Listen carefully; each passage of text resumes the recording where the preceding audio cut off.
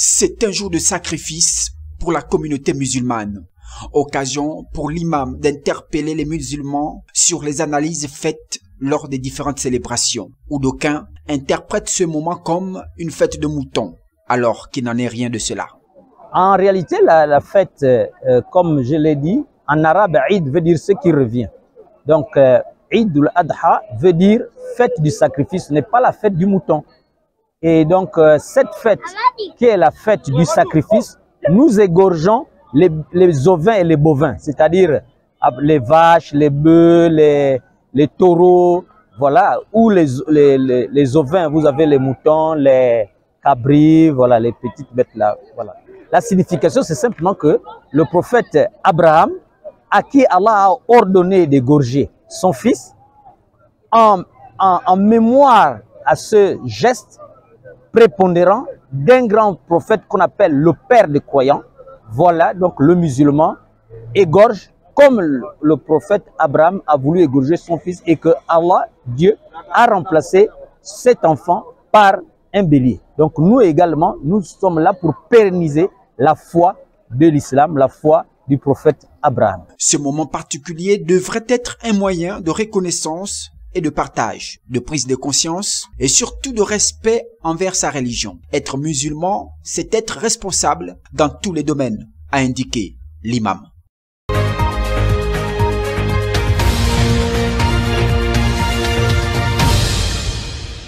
Ici, à son cabinet de travail, le gouverneur de province reçoit l'ambassadeur des États-Unis au Gabon. Les questions de coopération bilatérale entre le Gabon et les États-Unis en matière de développement étaient au centre des échanges. C'est vraiment un très grand plaisir d'être ici à la province Nyanga pour la première fois. Je suis très contente d'être ici parce que je pense que c'est très important d'avoir les contacts directs avec les habitants, avec les fonctionnaires dans toute la région du Gabon. Donc, et j'aime voir non seulement le beau paysage, mais j'aime voir également les opportunités qui existent pour pousser les liens commerciaux entre les États-Unis et le Gabon. Donc, ça c'est la raison pour laquelle je suis ici à Nyanga aujourd'hui, à Chibanga. Je pense de visiter d'autres villes, d'autres provinces durant mon mandat ici au Gabon. Varnel Fitzpatrick a par la suite échangé avec les femmes leaders de la commune de Chibanga. Les échanges portaient sur la création des activités génératrices de revenus. Elle a été très fière de constater que ce sont des femmes battantes qui ont beaucoup d'amour parce qu'elles donnent avec beaucoup c'est beaucoup plus du bénévolat, mais qui ont plus besoin d'aide, d'un petit coup de pouce pour donner encore plus, et dans tous les domaines, hein, parce qu'il y avait l'agriculture, l'éducation, l'entrepreneuriat, un peu de tout, dans tous les domaines. La rencontre s'est achevée sur une note de satisfaction totale, immortalisée par cette photo de famille.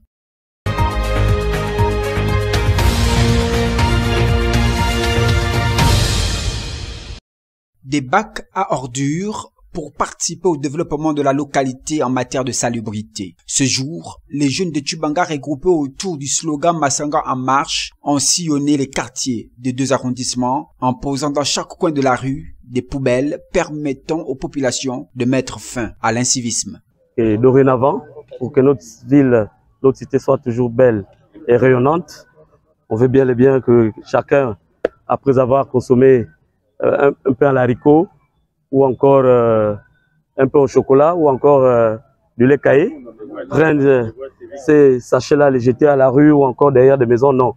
Nous avons posé un bac à ordures qui servira à mettre les déchets à l'intérieur et non à l'extérieur. Ce geste à caractère social va donc permettre aux populations de protéger l'environnement. Vraiment, on était déjà embêtés. La mairie avait amené une poubelle ici, là. On était venu nous prendre ça, on ne sait même pas là où c'était parti. C'était volé là, vraiment. S'il y avait le numéro bien, les poubelles là, il y avait les numéros qu'on disait que ça c'est pour le premier arrondissement, numéro 1, numéro 2, peut-être on allait déjà retrouver ça. Mais jusqu'alors, on ne sait pas là où la poubelle a été partie. Non, c'est bien, c'est une bonne idée parce qu'ici à la carrière, on n'avait pas une poubelle, on était embêtés, on était obligé d'amener la saleté jusqu'à la maison. Non, bon, parfois je mettais ça quelque part là et on a remarqué que c'est pas bien. Et madame la chef a dit non, ce n'est pas bon donc. Comme l'indique ce slogan, cette action se poursuivra dans les autres quartiers de la commune de Tchibanga.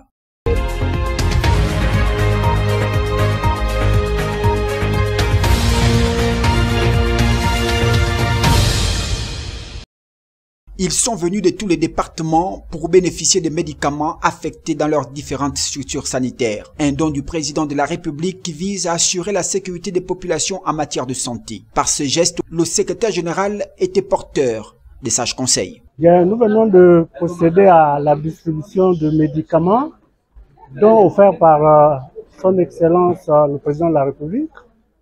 Nous demandons aux différents bénéficiaires d'éviter la vente de médicaments parce que c'est un phénomène qui est récurrent dans certains milieux sanitaires. Alors nous demandons donc que ces médicaments soient bénéfiques pour les populations, surtout les plus démunies. Offrir des soins de qualité aux populations et renforcer les structures sanitaires pour les rendre aussi efficaces, tel est l'objectif que se fixent les plus hautes autorités de la République. Vraiment l'occasion de remercier le président de la République qui a bien voulu faire d'une dotation spéciale de 7 millions à l'ensemble, à chacune des provinces de notre pays, parce que à partir de ce fonds, nous avons vu plusieurs, notamment 25 dispensaires qui ont été réhabilités dans notre région sanitaire. Aux responsables de ces structures sanitaires d'en faire bon usage.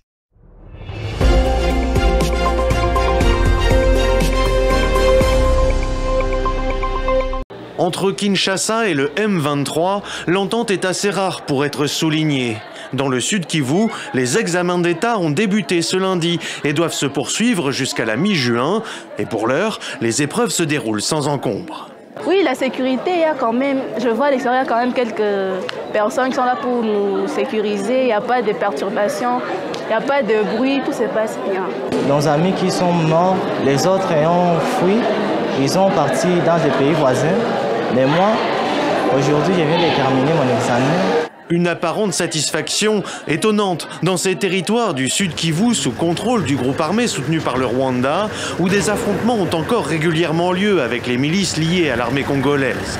Mais alors que le M23 négocie la paix avec Kinshasa sous l'égide du Qatar, ses cadres dirigeants entendent montrer qu'ils administrent les territoires qu'ils revendiquent avec sérénité. Tandis qu'au début de son offensive, le groupe affirmait vouloir renverser le pouvoir de Félix Tshisekedi, son chef Bertrand Bisimwa a récemment reconnu la légitimité du gouvernement en place dans l'organisation des épreuves nationales.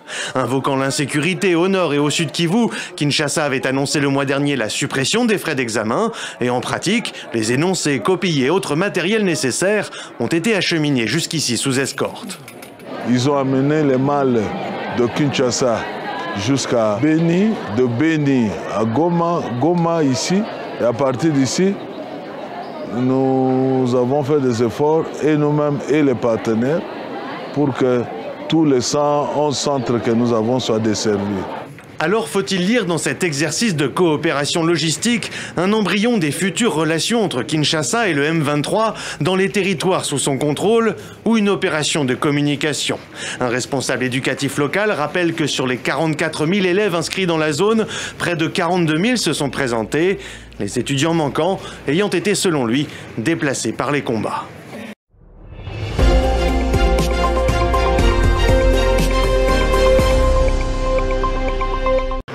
Vers 10h30 ce jeudi matin, le président Ndayishimiye rejoint sa colline natale de Moussama dans la région centrale de Gitega.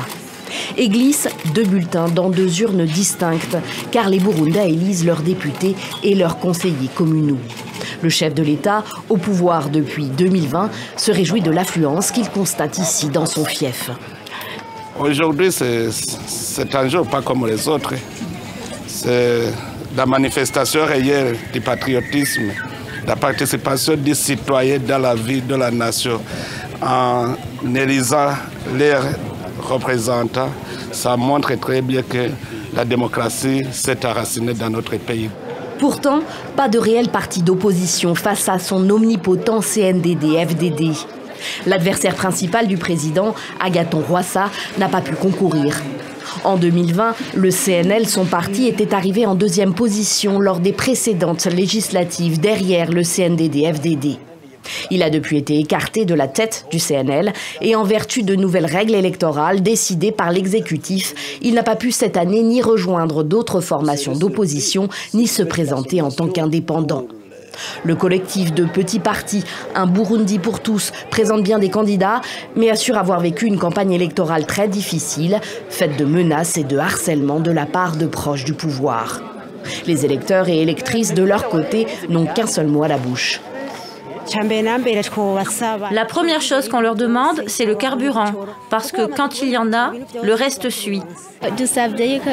Nous voulons que le problème du carburant soit résolu pour qu'on puisse se déplacer facilement à un moindre coût. Le mécontentement populaire est général à cause d'une grave pénurie de carburant qui dure depuis 3 ans, mais pas seulement, comme l'explique cet autre électeur à Gitega. Nous vivons une situation actuellement très difficile au niveau économique.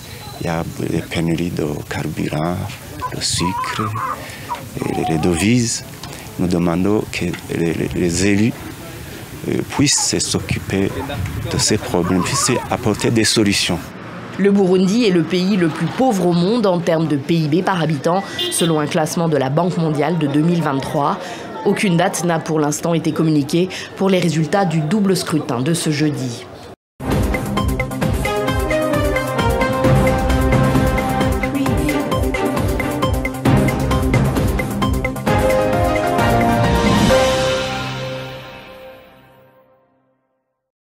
C'est un match de football qui vise à renforcer les liens d'amitié et de fraternité. Un match de football qui a opposé les jeunes de Masanga en marche et les transporteurs. À la première mi-temps, les deux équipes se sont séparées sur le score des 0 buts partout. Au retour des vestiaires, après un penalty raté de la part des transporteurs en blanc, Masanga en marche finit par s'imposer 1-0. Le fédéré a regroupé les peuples de la ville de Tchibanga, en particulier, et le département de Moti en général. Donc, on remercie encore les frères des transporteurs qui nous ont répondu favorablement pour ce match de gala. On espère le terminer en beauté afin qu'ils convivent et fédèrent les populations de Tchibanga. Oui, vous savez que sous la 5e République, nous voulons inclusif. Nous voulons inclusif par rapport à la vision de nouvelles autorités en matière desquelles le chef de l'État puisse être légitimement, qui fait bien que les peuples de la Nyanga soient toujours unis au lieu d'être divisés pour qu'enfin notre sort soit vers la félicité. À l'ère de la 5e République, les jeunes de Tchibanga sont désormais décidés à parler le même langage.